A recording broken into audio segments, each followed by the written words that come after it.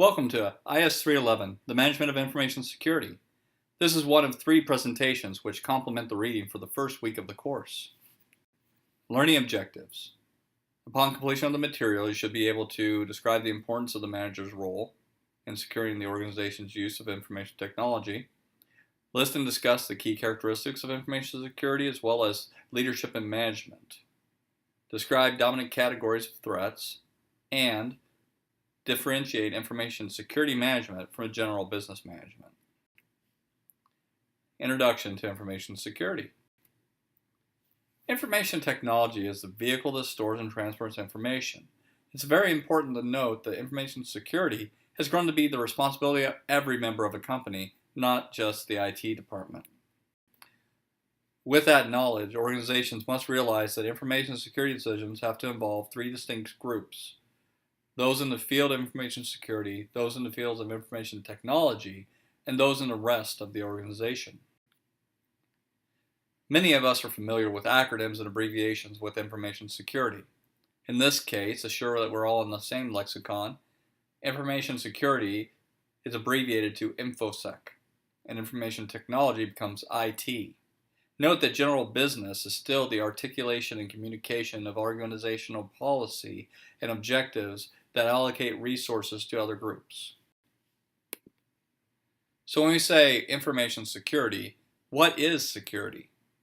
Well, information security is simply the practice of preventing unauthorized access, use, disclosure, disruption, modification, inspection, recording, or destruction of information. It is the general term that can be used regardless of the form the data may take, whether it's electronic or physical. Note that the listed specialized areas of security work together to protect the information. One on its own does not necessarily protect information, but altogether you can ensure the information is protected.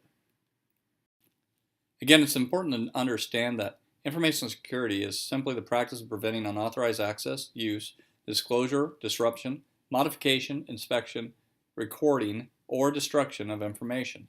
I've said that twice, so please note it. It is a general term that can be used regardless of the form the data may take, whether electronic or physical. In the end, all information security measures try to address all but at least one of the following 3 goals. Protect the confidentiality of data, preserve the integrity of data, and to promote the availability of data for authorized use. The principle of information security is the protection of confidentiality, integrity, and availability. This cannot be overemphasized. It's a central core to all studies and practices in information security. Confidentiality is ensuring that there's no unauthorized access to information permitted, and that the accidental disclosure of sensitive information is not possible. Common confidentiality controls are user IDs and passwords. Integrity is an attribute of information that describes how the data is whole, complete, and uncorrupted. In essence, it's to keep the data pure and trustworthy by protecting system data from intentional or accidental changes. To keep integrity, you must prevent unauthorized users from making modifications to data or programs. You have to prevent unauthorized users and authorized users from making improper or unauthorized modifications, and maintain internal and external consistency of data and programs. An example of integrity checks is balancing a batch of transactions to make sure that all the information is present and accurately accounted for. Availability is to keep data and resources available for authorized use, especially during emergencies or disasters. Common ways availability is challenged includes a denial of service, or DOS. This can be due to the intentional attack or because of an undiscovered flaw in the implementation. An example of that would be a program written by a programmer who is unaware of a flaw that could crash the program if certain unexpected input was entered or encountered. Availability can also be challenged due to the loss of an information system or its capability because of a natural disaster such as fires, floods, or earthquakes. Also, availability can be challenged by human actions, whether that be a bomb threat or strikes, or simply due to equipment failures by normal use. Here you see the CIA triad. Note that data and services are protected by each leg of the CIA triad. It takes all three to secure the information. As you begin to understand the CIA triad, you must also understand that an organization must consider the interconnectedness of all different factors that impact them. The McCumber Cube, also known as the CNSS model, helps the organization, primarily the Chief Information Officer, to remember and consider all important design aspects without becoming too focused on any one of those in particular. Here you see a view of the CNSS security model, also known as the McCumber Cube. Note the cube and all the elements of it. Access control. Access control grants authenticated users access to specific resources based on company policies and the permission level assigned to the user or user group. Access control often includes authentication. Authentication proves the identity of the user or client attempting to log in. Identification is the access control mechanism whereby unverified entities who seek access to a resource provide a label by which they are known. An information system processes the characteristics of identification when it is able to recognize individual users. Identification and authentication are essential to establishing the level of access or authorization that an individual is granted. One cannot work without the other. Identification is typically performed by the means of a username or other ID. Authentication, however, is the process by which a control establishes whether a user or a system has the identity it claims to have. Individual users may disclose a personal identification number or PIN, a password, or a passphrase to authenticate their identities to a computer system. After the identity of a user is authenticated, authorization defines what the user, whether a person or computer, has been specifically and explicitly permitted by the proper authority to do, such as access, modify, or delete the contents of an information asset or a file. Accountability of information occurs when the control provides assurance that every activity undertaken can be attributed to a named person or an automated process. Accountability is most commonly associated with system audit logs. Let's talk about threats and attacks. Sun Tzu's Art of War once applied to the physical battlefields. Now it applies to cyberspace. It stands true that to protect your organization's information, you must know yourself. In knowing yourself, you must be familiar with the information assets to be protected and the systems, mechanisms, and methods you use to store, transport, and process and protect that information. I always say, it all starts with an inventory. Additionally, you need to know the threats you face. Let's talk about those. Threat agents damage or steal an organization's information or their physical assets by using exploits to take advantage of vulnerabilities where controls are not present or no longer effective. Each organization must prioritize the threats it faces based on the particular security situation in which it operates, its organizational strategy regarding risk, and the exposure levels of its assets. Here you can see the 12 categories of threats to InfoSec. Compromises to intellectual property. These can be trade secrets, copyrights, trademarks, and patents. They fall into two categories or two primary areas of software piracy and copyright protection and user registration. A big effort to combat piracy is the online registration of intellectual property. Intellectual property losses result from the successful exploitation of vulnerabilities in asset protection controls. Another threat is the deviations in quality of service. Internet service issues in organizations which rely heavily on the internet or the web to support their continued operations can be greatly affected by ISP failures, and that can undermine the availability of information. Think back to our CIA triad. Other service providers can affect availability Without cooling systems, for instance, servers and server farms will overheat rapidly and fail. Or power irregularities can cause blackouts, brownouts, faults, noises, spikes, surges, and sags, all affecting your company's quality of service. When we begin to discuss espionage or trespass, we really begin to discuss the hacker. A hacker is a person who secretly gets access to a computer system in order to get information, cause damage, or other malicious activities. While hackers exist from the novice to the expert, it is our responsibility as future Chief Information Security Officers, ethical hackers, penetration testers, or members of the IT department to understand and attempt to prevent acts of espionage or trespass in our information systems. Hackers possess a wide range of skill levels, as with most technology users. However, as stated earlier, most hackers can be grouped into two general categories: the expert hacker and the novice hacker. Once an attacker gains access to a system, the next step is to increase privileges. This is known as privilege escalation. Most accounts associated with the system only have a rudimentary user access or permissions. The attacker needs that administrative or root privilege to be able to inflict malicious activity.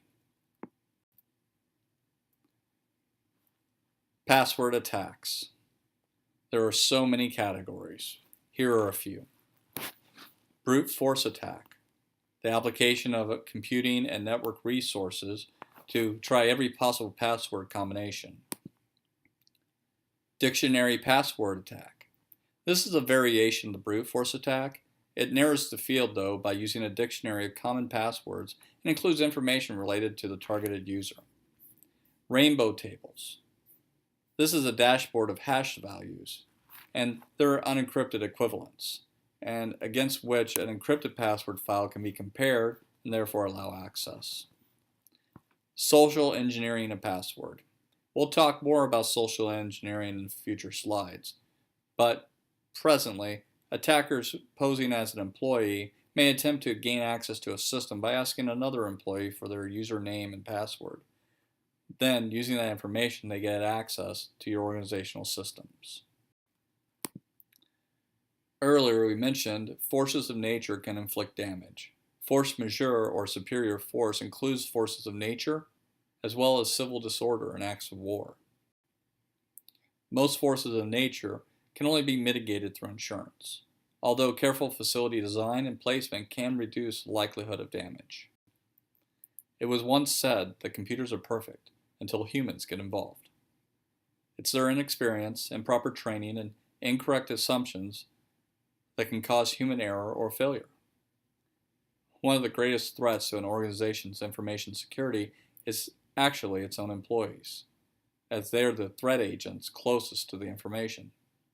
Human error or failure often can be prevented through training and ongoing awareness activities. Human error or failure can also be prevented through access controls and review. As humans, we're vulnerable to social engineering, advanced fee fraud, pretexting, and phishing.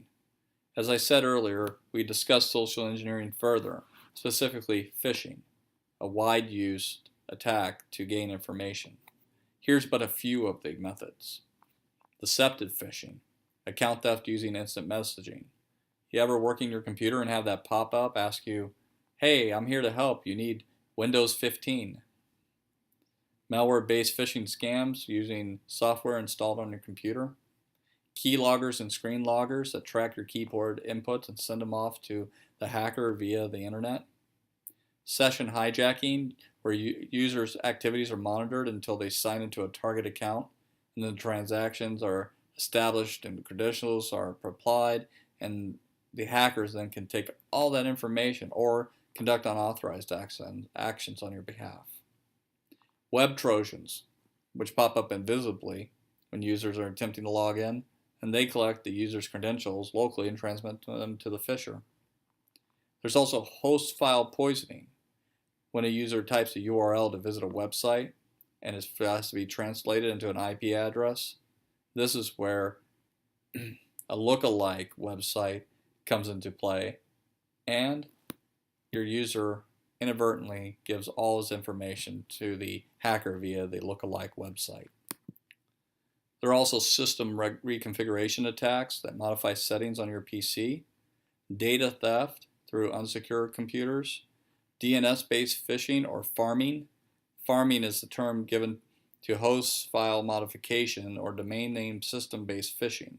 With farming scheme, hackers tamper with the company's host files or domain name system so that the request for URLs or name service return a bogus address, and subsequent communications are directed to a fake site. Content injection phishing is replacing part of the content of a legitimate site with false content designed to misread or mislead or misdirect the user into giving up their confidential information. Man-in-the-middle phishing is one of the harder to detect, as in these attacks hackers position themselves between the user and the legitimate website to monitor for information. Last is search engine phishing. And really this occurs where a phisher creates a website with an attractive and usually too attractive sounding offer and have them indexed legitimately with a search engine. One of the scarier attacks that's been going on lately is information extortion. You may have heard it as ransomware. This is where the information on your computer is encrypted and it's unable to be accessed except by the hacker who has now solicited you for payment to unlock it. These should be reported immediately. There's also sabotage or vandalism. This involves the deliberate sabotage of a computer system or business, or vandalism to destroy an asset. In the digital age, this also includes online activism, cyber terrorism, cyber warfare, and positive online activism. Software attacks can be used to overwhelm the processing capabilities of an online system, or to gain access to protected systems by a hidden means.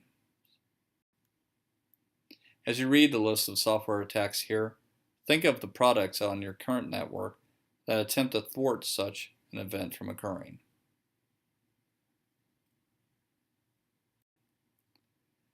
Large quantity of computer code that are written and debugged, published, and sold long before all the bugs are detected and resolved.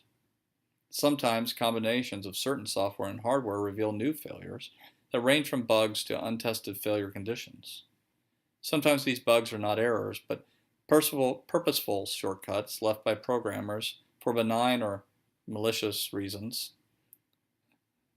The problem is that these trap doors bypass security checks. Among the most popular bug tracking website is BugTrack, hosted by Security Focus. It provides up-to-the-minute information on the latest security vulnerabilities as well as a thorough archive of past bugs.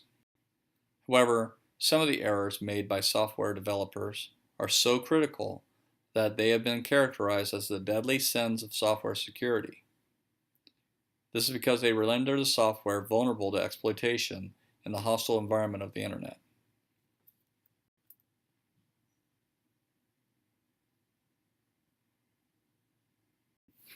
Ideally, proper planning by management should prevent technology from becoming obsolescent. But when obsolescence is clear, management must take immediate action. Perhaps the most significant case of technology obsolescence in recent years is Microsoft's Windows end of support for their popular operating system. So on information security, what is management? As a manager, you're a member of the organization assigned to marshal and administer resources, coordinate the completion of tasks, and handle the many roles necessary to complete the desired objectives. As a manager, your role could be informational, collecting, processing, and using information that can affect the completion of the objective. It can be interpersonal, interacting with superiors, subordinates, outside stakeholders, and other parties that influence or are influenced by the company or the completion of the task. It can be a decisional role, having to select among alternative approaches and resolving conflicts, dilemmas, or challenges. As you review the differences between a manager and a leader, Take a moment and think, is there a person in your life that's been both an effective manager and an effective leader? Governance. Governance emphasizes escalating the importance of InfoSec to the uppermost levels of an organization and providing it with the appropriate level of management. Every manager is going to encounter problems. As you will learn in any program management course, the ability to handle change management is key to a positive solution. Here you find 5 steps to resolve an issue. The principles of information security management. As part of the management team, the InfoSec management team operates like all other management units by the use of common characteristics of leadership and management. The InfoSec management team's goals and objectives differ, however, from the rest as it's primarily focused on the secure operation of the organization. Information systems planning includes strategic planning, which occurs at the highest levels of the organization, and for long periods of time, usually 5 or more years. Tactical planning, this focuses on production planning and integrates organizational resources at a level below the entire enterprise, and it's for the intermediate duration, such as 1 to 5 years.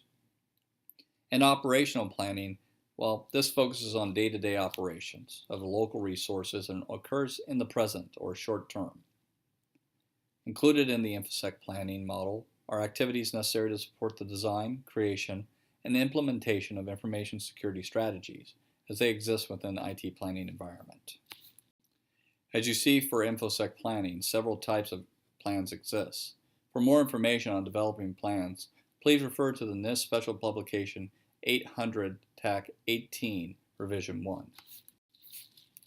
Because the InfoSec strategic plans must support not only the IT use and protection of information assets, but those of the entire organization, it is imperative that the CISO work closely with all senior managers in developing InfoSec strategy.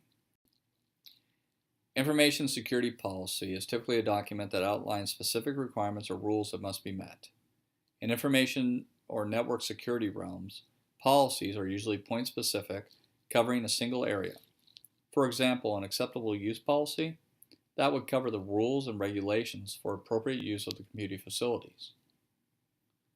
You'll see the policies on the slide for Enterprise Information Security Policy, Issue-Specific Security Policy, and System-Specific Security Policies. We'll talk more about those later. A standard, however, is a typical collection of system-specific or procedural-specific requirements that must be met by everyone. For instance, if you might have a standard that describes how to harden a Windows 8 workstation for placement on an external DMZ network, people have to follow that standard exactly if they wish to install a workstation on that external network segment. Note, in addition, a standard can be a technology selection. An example, company name uses Tenable Security Center for continuous monitoring and supporting policies and procedures to define how it's used. Last, a guideline is typically a collection of system-specific or procedural-specific suggestions or best practices. They are not requirements that need to be met, but are strongly recommended. Effective security policies make frequent reference to standards and guidelines that exist within an organization. Throughout this course, you'll become familiar with the construction of an issue-specific security policy, or ISSP. InfoSec operations that are specifically managed as separate entities include a Security Education Training and Awareness Program, also known as SATA. Other programs that may emerge include a physical security program, complete with fire, physical access, gate, guards, and so on. Protection. Each of these mechanisms represents some aspect of management of a specific control in the overall information security plan. People. This area of InfoSec includes security personnel and the security of personnel, as well as the aspects of SATA mentioned earlier. Information security is not without its projects. Project management involves identifying and controlling the resources applied to the project, as well as measuring progress and adjusting the process as progress is made towards the goal. As you read this, you may ask, how can information security be both a process and a project? It is, in fact, a continuous series or chain of projects. However, it is important to note that some aspects of information security are not project-based. Rather, they are managed processes or operations that are ongoing. In summary, I want you to remember that organizations often have three communities of interest: InfoSec managers and professionals, IT managers and professionals, and non-technical managers and professionals. The element of the CIA triads and access controls are also important. Remember the threats your information systems face. Also, remember the threats created through software development. And last, remember the difference between management and leadership, as well as information security plans and policies. Thank you for reviewing this presentation, and don't forget to continue on with presentations for Chapter 4 and 5.